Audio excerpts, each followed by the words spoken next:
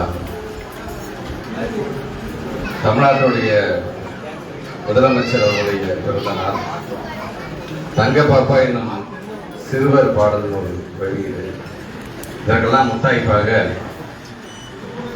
தாய்மொழி நாளையும் இன்றைக்கு நான் கொண்டாடுகின்றோம். கிட்டத்தட்ட ஒரு 30 விழாவை இன்றைக்கு கொண்டாடி கொண்டிருக்கின்ற இந்த நல்ல தருணத்தில் இந்த நல்ல நிகழ்வை தலைமையேற்று நடத்தி கொண்டிருக்கின்ற எங்களுடைய அன்பு அண்ணன் புலவர் மனோகரன் அவர்களே, உரையாற்றி அமர்ந்திருக்கின்ற எங்கள் ஊர் சித்ரா இளங்கேணியன் அவர்களே, மற்றும் இங்கே வருகை தந்திருக்கின்ற அன்பு சகோதரர் தங்கமணி உள்ளிட்ட தமிழ்நாடு முழுவதும் இங்கே வருகை தந்திருக்கின்ற உங்கள் அனைவருக்கும் அதனுடைய அன்பான வணக்கத்தை தெரிவிக்க நான் கடமைப்பட்டிருக்கின்றேன்.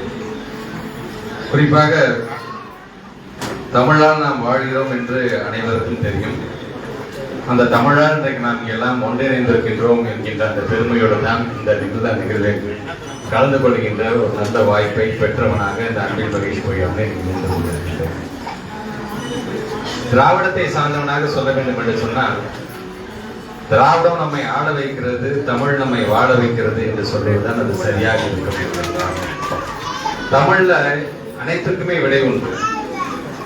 நீங்க தமிழை எப்படி பயன்படுத்தலாம்? நகைச்சுவை சார்ந்து நீங்க பயன்படுத்தலாம், இலக்கியங்கள் சார்ந்து பயன்படுத்தலாம், பக்தி இலக்கியங்கள் சார்ந்து நீங்கள் பயன்படுத்தலாம், இலக்கணங்களுக்கு பயன்படுத்தலாம். இப்படி தமிழ் என்று சொல்லும் பொழுது ஒரு மிகப்பெரிய ஒரு சமுத்திரம், ஒரு கடல், பல்விதமான சொற்களை தன்னுள் அடக்கி வைத்திருக்கிறது. அதை அந்த தேடலுக்கான ஒரு நல்ல ஒரு நிகழ்வாகவும் இந்த நிகழ்வை நாம் பார்க்கலாம்.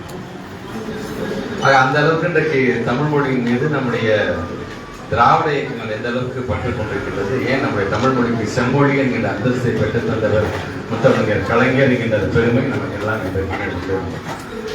இன்றைக்கு நாம் வெறும் ஒரு பன்மையான ஒரு தொன்மையான மொழி, பல்லாயிரம் ஆண்டுகளுக்கு பழமையான மொழி என்று சும்மா ஒரு பேச்சளவு சொல்றோமா? அதெல்லாம் கடந்த அறிவியல் சார்ந்தும் அதை நாம் எந்த அளவுக்கு நாம் நிரூபித்துக் கொண்டிருக்கின்றோம். கீழடியாக இருந்தாலும் பொருளையாக இருந்தாலும் இன்றைக்கு தமிழ்நாட்டு முதலமைச்சர் அதற்கென்று தனியாக நிதி ஒதுக்கீடு செய்கிறார் என்று சொன்னால் அது வெறும் அருங்காட்சியம் கிடையாது. தமிழினம் என்றால் என்ன என்று நம்மை நாம் உலகத்திற்கு அறிமுகப்படுத்திக் கொள்வதற்கான ஒரு மிகப்பெரிய ஒரு நிகழ்வாகத்தான் இந்த நிகழ்வை நாம் பார்த்துக் கொண்டிருக்கிறோம். ஆக அப்படி இந்த கீழடி பொருளை என்று சொல்லும் பொழுது, தமிழ் என்று சொல்லும் பொழுது சமத்துவத்தையும் சொல்லித் தருவது தமிழ் தான். யாதும் ஊரே யாவரும் கேளு என்று சொல்லும், பிறப்புக்கும் எல்லா உயிருக்கும் என்று சொல்லும் பொழுது அந்த தமிழ் சொற்களால் இன்றைக்கு சமத்துவத்தை நாம் புகுத்துகிறோம் என்று சொல்லும் பொழுது, எதற்காக இந்தி திணிப்பு என்று வரும்போது அதை ஏன் நாம் எதிர்க்கிறோம்? நாம் எந்த மொழிக்கும் எதிரானவர்கள் அல்ல. அனைத்து மொழியையும் நேசிக்கக்கூடியவர், அனைத்து மொழியும் வரவேற்கக்கூடியவர் தான்.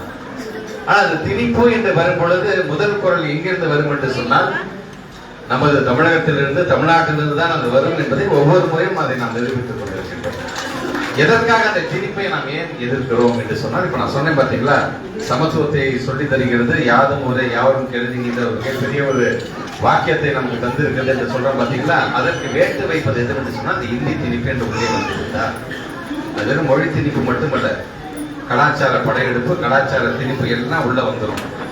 இந்தியின் மூலமாக சமஸ்கிருதம் பின்னாடி வரும் பொழுது அது சார்ந்து பல வேதங்கள்லாம் ஓதப்படும். அந்த வேதங்கள் என்ன தெரியுமா சொல்லுகிறது? தலையில பிறந்தவன் இது, தோல்ல பிறந்தவன் இது, தொடையில பிறந்தவன் இது, காலில் பிறந்தவன் இது, காலுக்கும் கீழே பிறந்தவர்கள் என்று பஞ்சமர்களையும் ஏன் பெண் இனத்தையும் சொல்லக்கூடிய ஒரு வேதமாக அது வரும் பொழுது, இன்னைக்கு நம்ம இங்க உட்கார்ந்து இருக்கும்போது யார் என்ன சாதி என்ன மதம்லாம் தெரியாம உட்கார்ந்து இருக்க பாத்தீங்களா? ஏன்னா தமிழால் ஒன்றிணைந்து உட்கார்ந்து பாத்தீங்களா? அந்த வேதமும் அந்த இந்தியும் அந்த சமஸ்கிருதம் நீ கத்துக்கிட்டீங்க வந்து உட்காந்தீங்கன்னா, தள்ளி உட்காரு, பக்கத்துல உட்காரு, தொற்றாத, நீ முன்னாடி போ, நீ தான் முன்னாடி உட்காரு, நான் முன்னாடி உட்காந்து என்கின்ற அந்த பேதங்கள் வர ஆரம்பித்துவிடும். அதற்காக தான் இந்தி திணிப்பு என்று வரும்போது இதெல்லாம் கணக்கிட்டு தான் நம்ம வந்து இதெல்லாம் எங்களுக்கு வேணாம், நாங்கெல்லாம் ஒத்துமையா கண்ணன் தம்பியோட நாங்கள் இருந்துட்டு இருக்கோம், எங்ககிட்ட இது வேணாம், உன் ஊர்ல நீ அதை வச்சுக்க, எங்க ஊர்ல இது இருந்து தேவைப்பட்டா நாங்க கத்துக்க போறோம், இல்ல நீ எங்க மொழியை நீ கத்துக்கன்னு சொல்றதுதான் நம்மளுடைய மிகப்பெரிய ஒரு தெளிவான ஒரு சிந்தனையாக நம்ம இருந்து கொண்டிருக்கோம். அதை எங்கெல்லாம் பேச முடியும்னு நான் போற இடத்துல பேசிட்டு இருக்க முடியாது. இப்ப உலக தாய்மொழி தினம் அப்படின்னு பாத்தீங்கன்னா பிப்ரவரி மாதம் 21ஆம் தேதி எல்லாருமே கொண்டாடிட்டு இருக்கோம். அப்படி இருக்கும்போது நமக்கான நம்முடைய தமிழ் மொழிக்கான ஒரு விழாவாக இதை எடுக்கும்போது இங்க இதை பத்தி பேசுங்க. தமிழ்நாட்டில இருந்து பல இடத்துல இருந்து எல்லாம் வந்திருக்கும் என்று சொல்லும்போது இதை சார்ந்து பேசுங்க. இதற்காக இந்தியா நாம் எதிர்க்கிறோம், இந்தியை எதிர்ப்பதனாலவே இன்னைக்கு நமக்காக 3548 கோடி ரூபாய் இன்னைக்கு கொடுக்காம இருக்காங்களே ஒன்றிய அரசு. 1937 முடிஞ்சு போச்சா? 1965 முடிஞ்சு போச்சா? இந்தி திணிப்பு போராட்டம் எல்லாம் இன்னும் இருந்து கொண்டுதான் இருக்கிறது என்பதை அப்பப்ப ஞாபகப்படுத்துங்க. அடுத்த தலைமுறைக்கு எடுத்து சொல்லுங்க. நம்முடைய முப்பாட்டெல்லாம் எப்படி உழைச்சா, எப்படி தியாகம் செய்தா, இன்னைக்கு எப்படி இந்த நிலைமையில் நம்ம இருக்கிறோம், திருப்பி அதை திணிக்க பார்க்கிறார்களே என்பதெல்லாம் எடுத்து சொல்லக்கூடிய ஒரு கருத்தரம் நிறைந்த ஒரு கூட்டமாக இது அமைந்திட வேண்டும்.